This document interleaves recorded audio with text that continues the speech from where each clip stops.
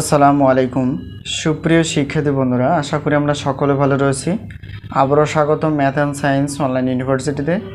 প্রিয় শিক্ষার্থী বন্ধুরা, আজকে আমরা যে প্রশ্নটি অ্যান্সার দেখার চেষ্টা করব সেটি হচ্ছে আমাদের সাজেশন অনুযায়ী 22 নং প্রশ্নটি।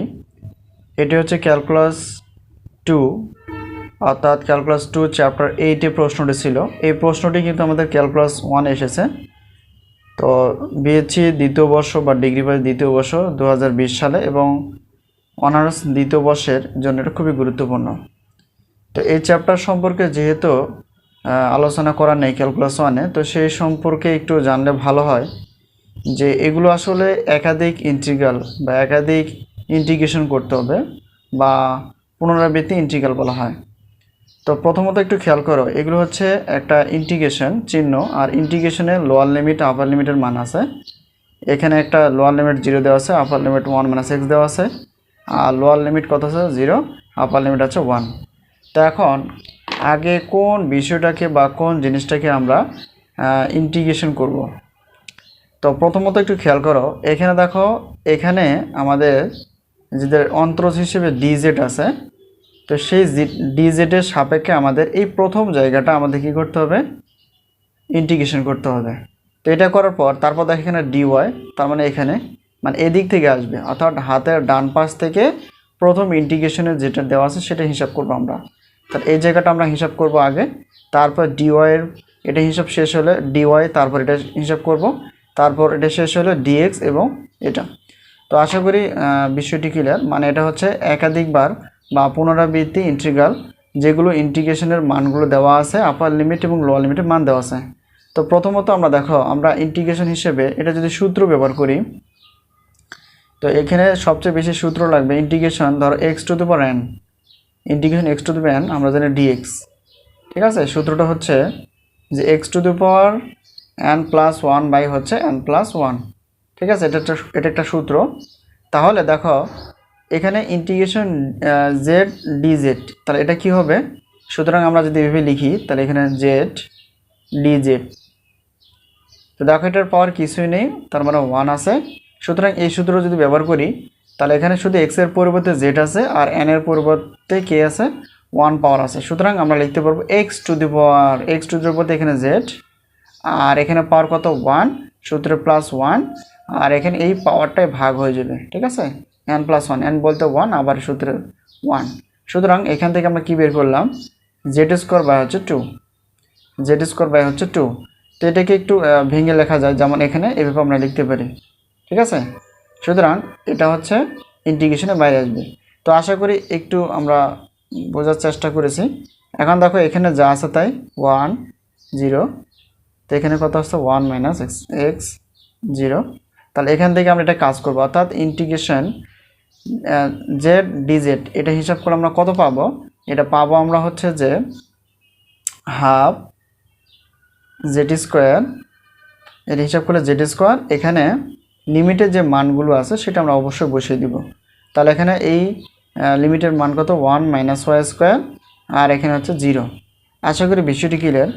তো ধ্রুবক অংশগুলো সবসময় আমরা একটা কাজ করি, সেটা হচ্ছে যে সবসময় একটা কাজ করার চেষ্টা করি, এখানে ইমপ্লাইজ না, সমান চিহ্ন দিবা, ঠিক আছে, ডান পাশ বাম পাশ নেই। তাহলে এখন দেখো এই যে এটা 1/2 মানে হাফটাকে আমরা ইন্টিগ্রেশন একদম বাইরে আনবো, ঠিক আছে। ধ্রুবক অংশগুলো ইন্টিগ্রেশনের বাইরে রাখাটাই ভালো।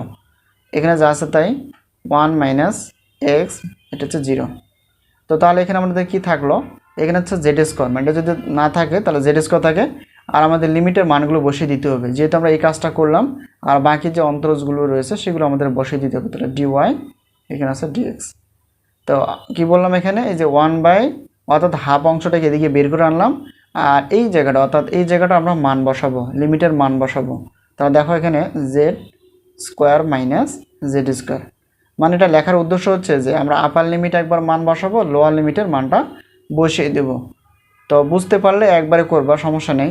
সকলে যদি বুঝতে পারে এই কাজটা আমরা করি, যাতে করে একাধিকবার ভাঙার প্রয়োজন হলে আমরা ভেঙে ফেলি, ঠিক আছে। এই কাজটা অনেক ছোট করা যেত।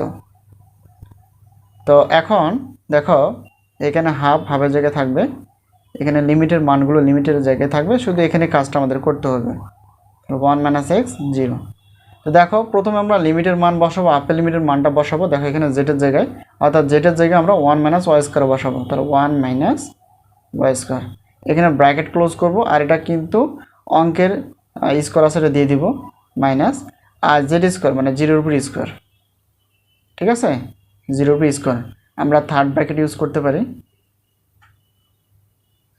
আর এখানে dy এবং dx। যতক্ষণে ডিজেটের অন্তরজে যে ইন্টিগ্রেশনের কাজটা যতক্ষণে শেষ হয়নি ততক্ষণে আমাদের এই কাজটা চালিয়ে যেতে হবে, আর তারপর এইগুলো কাজ করতে হবে। দেখো এখানে কি আসে, এখানে হাফ আছে, হাফ থাকবে, যা আছে তাই, এখানেও যা আছে তাই। আচ্ছা এখানে দেখো এটা তো 0 হয়ে যাবে, সুতরাং এটার থেকে যদি হিসাব করে 0 হয়ে যাবে। আর এটা যদি বর্গের সূত্র ইউজ করি, আমরা বর্গে যেটা জানি, লেখার প্রয়োজন হয় না, সকলে বোঝার জন্য লিখলাম আর কি, a² - 2ab প্লাস হচ্ছে b²। তো বর্গের মাইনাসের সূত্র, এটা যদি a হয়, এটা যদি b হয়, তাহলে আমরা কি লিখবো, a², a বলতে 1-এর b² সূত্রে মাইনাস সূত্রে 2a, a বলতে 1 আর b বলতে হচ্ছে y², আর প্লাস b² বলতে এখানে b বলতে এটা y² তার উপর হোল স্কোয়ার, ঠিক আছে। আচ্ছা এই থার্ড ব্র্যাকেট দিলাম dy আর একটা হচ্ছে dx। এখন এটা হিসাব, এখানে হাফ আছে দিয়ে দিলাম 1 0, এখানে কত আছে 1 - x 0, আর 1-এর b² মানে তো 1ই, আর এটা গুণ করে 2a কে 2, অর্থাৎ y² থাকতেছে এখানে প্লাস, আর পাওয়ার উপরে কি হয়, অর্থাৎ গুণ হয়, সুতরাং 2 2 4 হবে, ঠিক আছে। অর্থাৎ এই জায়গাটা আমরা খুব সহজে বুঝতে পারলাম, আশা করি বুঝে গেছি। প্রথম অন্তরজ ইন্টিগ্রেশনটা আমরা বুঝে গেছি। এখন দেখো 1/2, তার মানে এখানে যা আছে তাই। এখন দেখো এটার কাজ আমরা করব, দেখো ইন্টিগ্রেশনের কাজটা আমরা করার চেষ্টা করব 1 0। এখন ইন্টিগ্রেশন 1 এটার সাপেক্ষে করতে হবে, ঠিক আছে। অর্থাৎ এই ধাপটা আমাদের এখন এই কাজটা আমাদের করতে হবে dy এর সাপেক্ষে।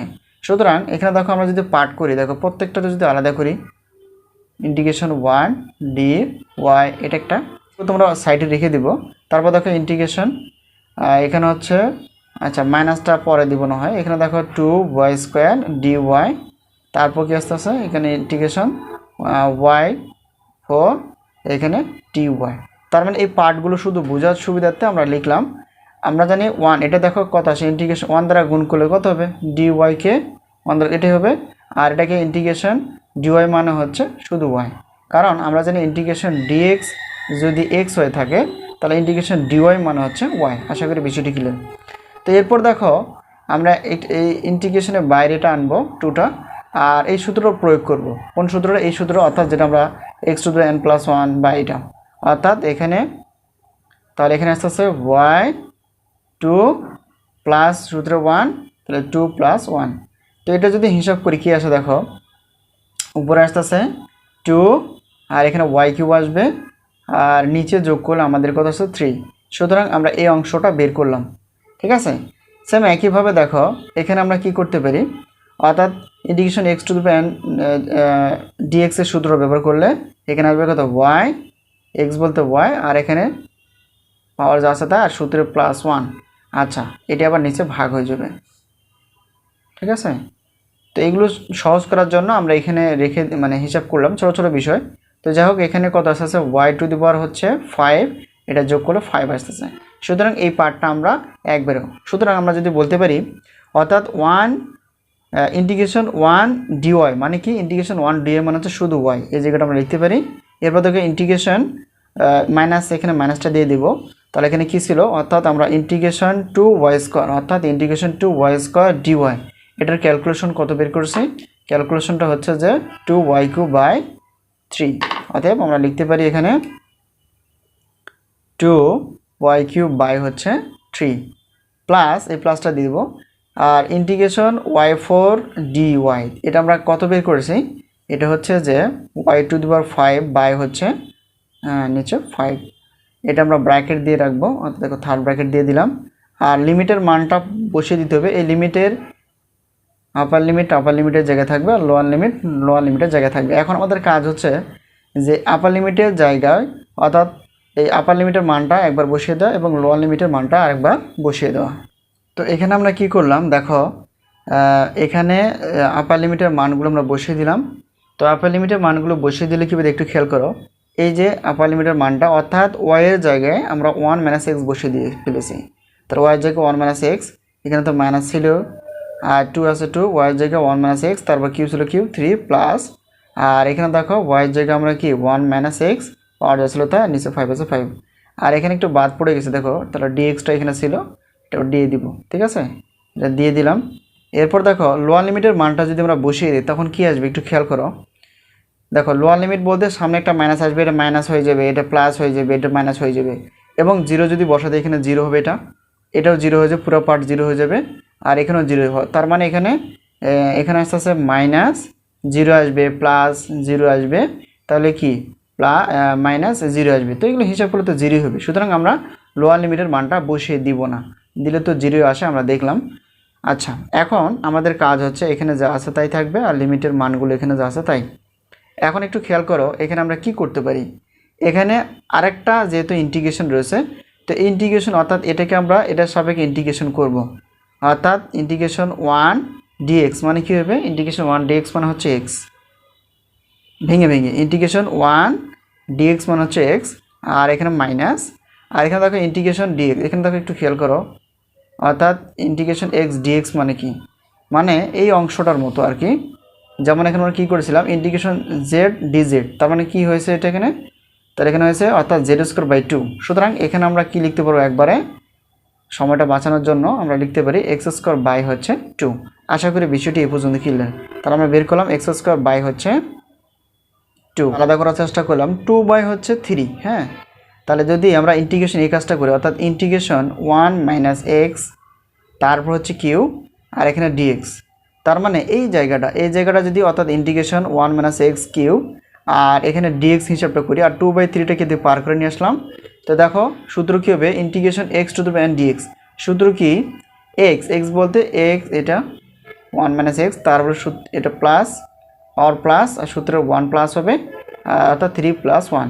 তো যদি এটা হিসাব করি দেখো উপরে কি আসতেছে 1 - x⁴ হচ্ছে এখানে পাওয়ার 4, আর এখানে হিসাব করলে পাওয়া যাবে 4। ঠিক আছে, আচ্ছা, কিন্তু এর আগে দেখো আমরা আমাদের হিসাবটা একবারে না করে এটা আমরা ভেঙে লিখি সবার বোঝার সুবিধার্থে।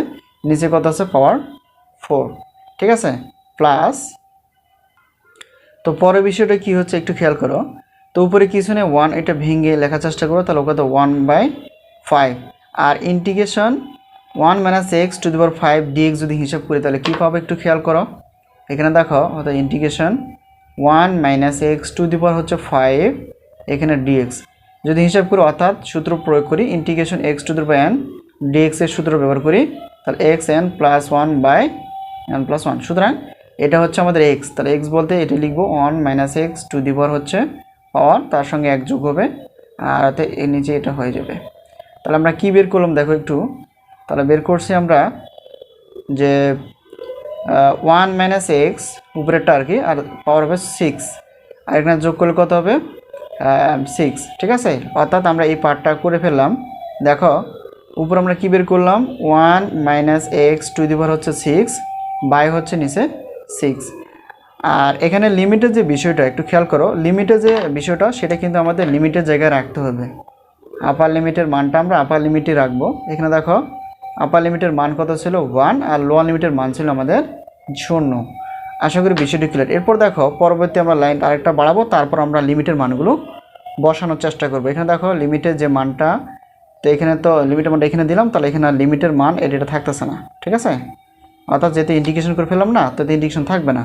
তাহলে এখন দেখো এখানে আমরা এটাও তো থাকবে না, তাহলে এখানে কত থাকতেছে x - x² হচ্ছে 2, আর এখানে দেখো উপরে গুণ করলে তার উপরে থাকতেছে 2 1 - x⁴,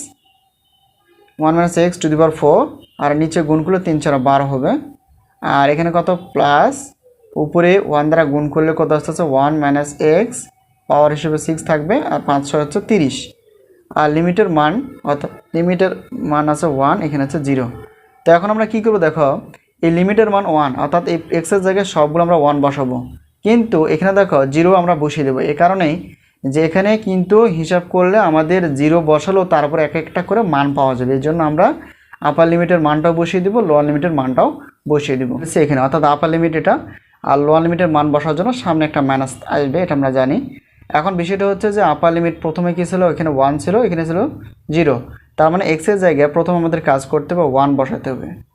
তাহলে এক্সের জায়গায় আমরা 1 বসিয়ে দিলে কি হবে, দেখো যেখানে x সেখানে এটা আপার লিমিটের মান বসার জন্য সকলে যদি বুঝতে পারি সেই কাজটাই করলাম আর কি। এখানে দেখো 1 মাইনাস এক্সের মান হচ্ছে 1, এটা হচ্ছে কত বাই কত এখানে 12, আর মাইনাস 1 মাইনাস এক্সের মান হচ্ছে 1 বসালে এটা আমরা যেমন আছে তেমন রেখে দেবো, এখানে কত 30, ঠিক আছে, এই একটা পার্ট।